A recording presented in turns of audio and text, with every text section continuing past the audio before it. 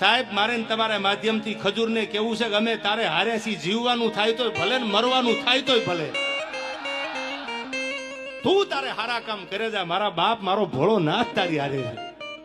ગરીબ માટે જેને કઈ કર્યું છે સાહેબ, જેના માથે નળિયા ન હોય, બોભારા માથે પાણી પડતા હોય સોમાહાના, એના ઘરે જઈ જઈ અને મકાન બનાવ્યા.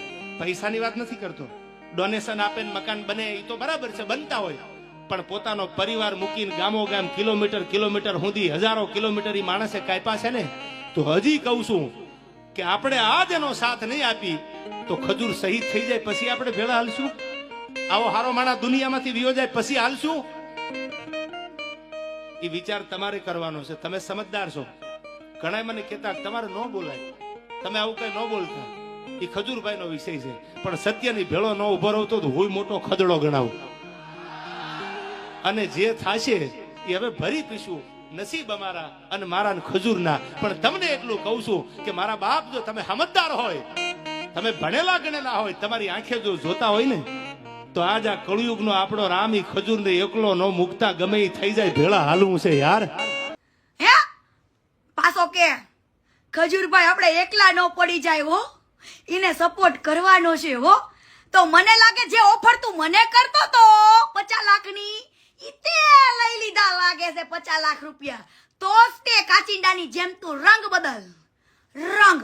બાકી તો એક દીકરીએ તને એવું જ કીધું તું ને કે ભાઈ તું મારા માટે 2 શબ્દ ખાલી એવા બોલી દ્યો કે હા ભાઈ ખજૂરનો કઈ વાક જ ન હોય તો તને સમાધાન માટે મોકલો તો કોને? ડોડાયા હે ખવડ ખહુરિયા, તને મોકલો તો કોને સમાધાન માટે? દે જવાબ, દે તારા પ્રોગ્રામમાં. એકવાર કીર્તિ પટેલે તને જતો કર્યો તો હા સાહિત્યકાર આવતો રે હાલ બકા. તો શું કહેતો તો કાલે તારા સિલેક્ટેડ ડાયરામાં 2025 ના ડાયરામાં? હે